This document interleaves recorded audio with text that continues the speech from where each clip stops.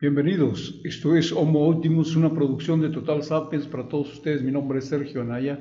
El tema de hoy es acerca del discurso de Andrés Manuel López Obrador, donde últimamente se incluyen cada vez más algunos sí condicionales, pues que nos crean cierto ruido en cuanto a su posibilidad de realización, por lo menos en lo que es este 2020. En esta charla conoceremos también el mayor desasosiego, el mayor temor, miedo de la oposición.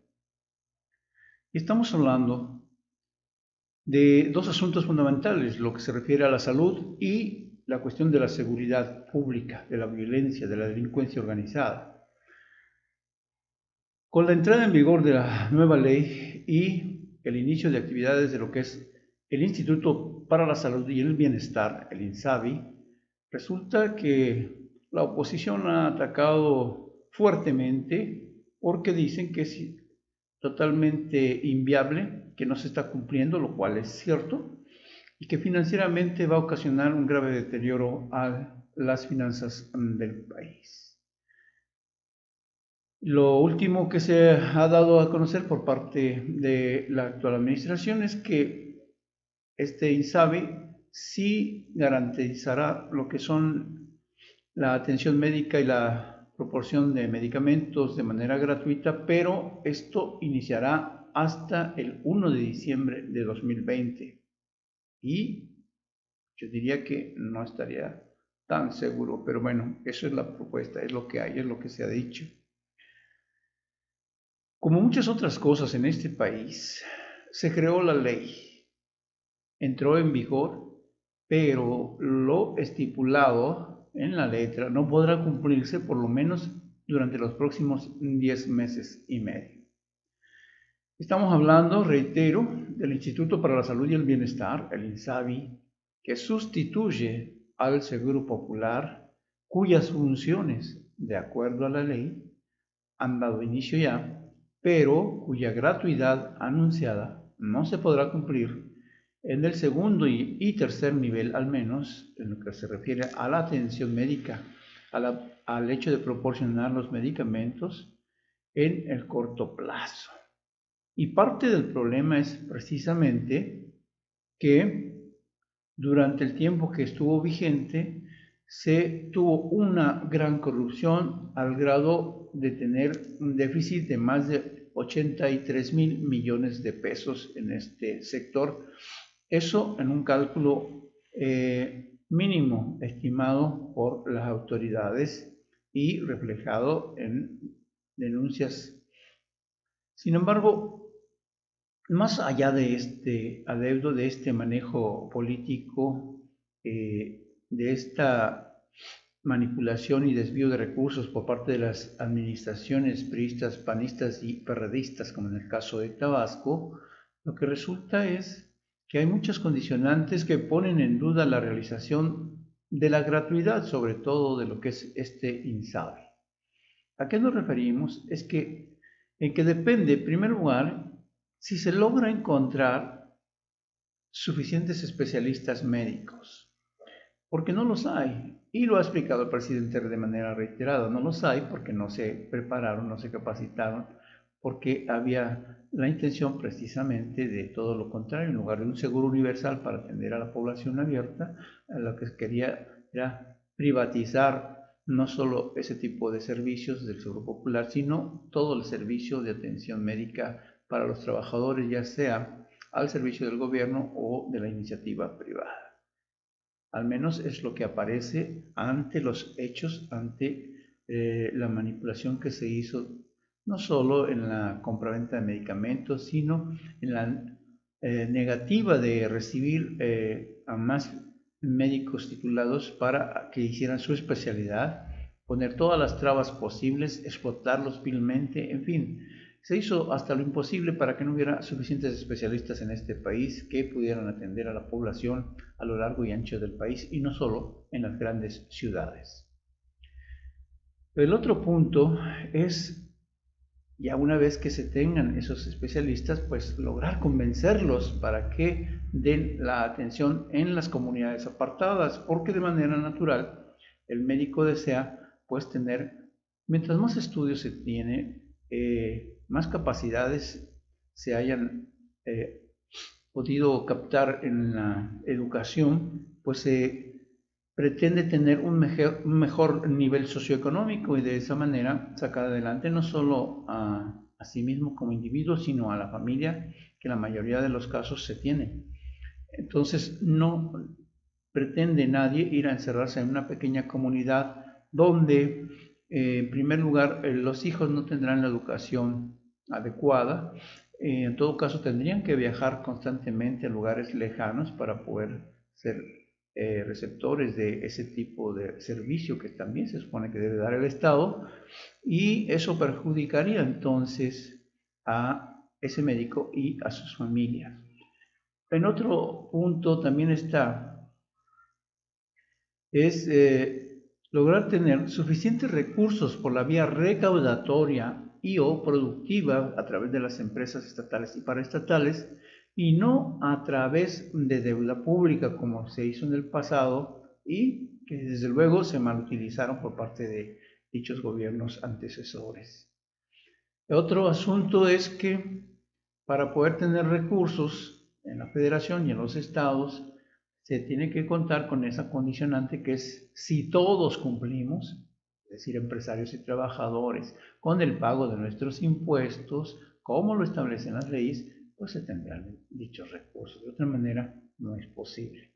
Y les recuerdo que precisamente uno de los asuntos es la gran corrupción que hay en el sector laboral empresarial, donde los empresarios siempre tratan de evitar el pago justo a los trabajadores por un lado, y no solo eso, sino ni siquiera pagarle lo mínimo necesario establecido en las leyes, no solo en cuanto al monto del salario, sino las prestaciones mismas, esto utilizando la figura del outsourcing, incluso cuando no es necesario para las empresas. Y ese es el gran problema de este país.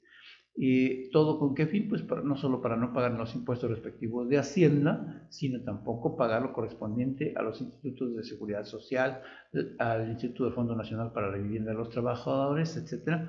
Esto siempre en perjuicio no solo de la gente y de las familias, sino en general de todo el país, del gobierno mismo. Eso, además, sí ya no hay corrupción.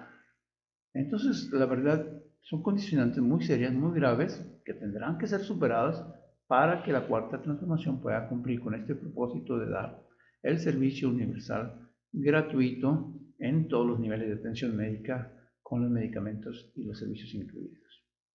El otro asunto, que es la seguridad pública, la delincuencia organizada, la no organizada, la violencia generalizada que predomina en muchos estados del país, aunque de nuevo, insisto en nuestro comentario anterior, lo que decíamos, creo que es un error por parte del actual gobierno tratar de querer pintarnos un mundo color de rosa. Eso lo hicieron ya todas las administraciones anteriores. Si hay problemas, se dice y punto. Pero nos quieren hacer creer que las cosas no están tan mal, que realmente ya se detuvo los índices de crecimiento de la violencia y que todo está mejor ya en este momento. No lo está, hay más muertes. Es posible que se haya disminuido el índice de crecimiento, pero sigue creciendo y el problema es ese. No se ha logrado detener la violencia. Y ese es el punto central de esto. ¿Qué es lo que ha dicho el presidente este miércoles? Pues bueno, que sí habrán resultados, pero pues por ahí de diciembre de este año. Es decir, nos quedan más de 10 meses de violencia, de muertos, asesinatos, secuestros, y en ese sentido pues no se avanza. Si las medidas para quitarle base social a los cárteles de la droga funcionan, pues entonces habrá buenos resultados en seguridad. Es decir, si las becas estudiantiles y las becas laborales para los jóvenes se vuelven más atractivos que entrarle a la delincuencia organizada, habrá un avance. Si se logra concluir la integración total de la Guardia Nacional, se tendrán elementos suficientes para disuadir a los delincuentes a no caer en agresiones, entre ellos ni secuestros o asesinatos contra la población civil. Eso sí, no se distraen más elementos de la Guardia Nacional para contener a los migrantes centroamericanos en su lucha por llegar a Estados Unidos. Y les recuerdo que se ha anunciado ya una mega marcha más grande que las anteriores procedente de Honduras. Y también si los elementos de la Guardia Nacional no caen en la corrupción como lo hicieron los policías federales y estatales en los sexenios anteriores. Otra cuestión es si los 32 gobernadores se ponen las pilas y depuran sus propios cuerpos de seguridad en cuanto a sus respectivas entidades federativas. De otra manera, habrá enfrentamientos y filtraciones de las acciones para frenar a la delincuencia. O si los 2.459 presidentes municipales hacen lo propio con los elementos de seguridad pública local y además está decir si los sicarios optan por dejar atrás los balazos y fundirse en un abrazo fraternal. Sin duda, ambos propósitos son dignos de llevarse al cabo. No creo que haya alguien en sus cabales con sentido común, con sentido de realidad, que se oponga a ello. Es decir, resulta plausible desde donde lo veamos que el Estado cumpla con las obligaciones estipuladas en la Constitución Política de los Estados Unidos Mexicanos, que son dar salud, dar seguridad. Ambas, el derecho a la salud, así como la seguridad e integridad física de las personas y de sus bienes, deben estar garantizadas. Si bien habrá algunos opositores, los hay, de hecho, trasnochados que se oponen a las metas establecidas, la mayoría de las críticas se ubican en cuanto a la factibilidad financiera, en el caso del INSABI particularmente, y en lo que respecta a la pacificación del país, que implica la disminución de los índices de violencia, del tráfico de drogas y de personas, del secuestro, de la tortura, de la extorsión, entre otras. El tema va más allá del costo económico y se inscribe en un cambio de mentalidad y hasta de cultura, es decir, dejar atrás esta cultura de la corrupción, de la narcoeconomía y la impunidad. Yo diría, y lo digo con toda certeza, que el temor de los opositores al régimen de la Cuarta Transformación no es que López Obrador fracase parcial o totalmente, sino que les espanta la posibilidad misma de que el presidente logre los objetivos que se ha propuesto, porque entonces sí, será el fin del neoliberalismo en México. Y sí, son demasiadas condicionales. Por lo cual, la lucha del mandatario mexicano tendrá que ser acompañada por los millones de ciudadanos que votamos por él. Ya bastante oposición hay entre los políticos tradicionales y ciudadanos que los apoyaron. Y finalmente, el asunto no debería incluir el hacer temblar a los empresarios o a la población en general por la aplicación de las leyes o a la creación de nuevas normas. Dicho de otra manera, no queremos un Estado autoritario, sino un Estado, un gobierno que haga cumplir la ley contra las personas que las infringen. Muchas gracias, eso es todo. Les agradezco su atención y nos vemos mañana más o menos en este mismo horario. Hasta la próxima.